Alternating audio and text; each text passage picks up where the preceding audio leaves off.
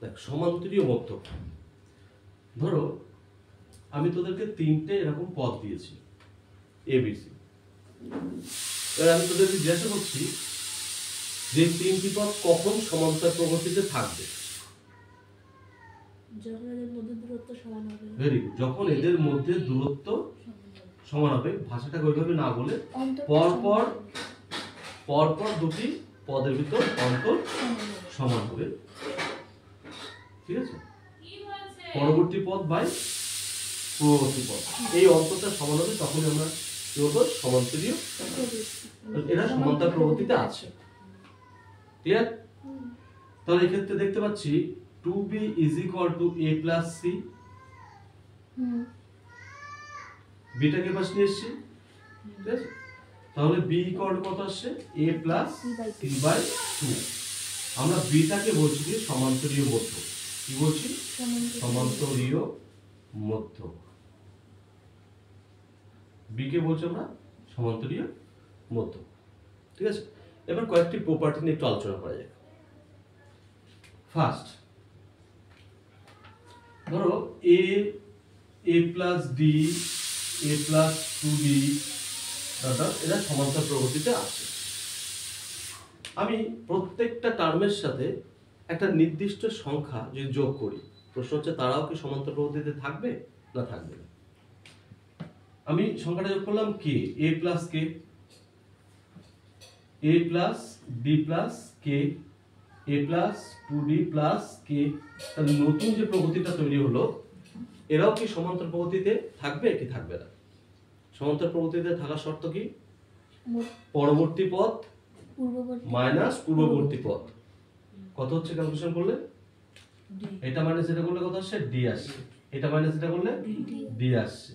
তারপরটা মাইনাস এটা করলেও d আসবে। তাহলে এই ক্ষেত্রে আমরা দেখতে পাচ্ছি যে পরবর্তী পদ মাইনাস পূর্ববর্তী পদ সমান সবসময় একই থাকছে। তাহলে এরাও বলতে পারবো সমান্তরাল প্রগতিতে আছে। ঠিক একই রকমের প্রশ্ন যে যদি আমি প্লাসের পরিবর্তে মাইনাস করি তাহলে একই হবে কিনা।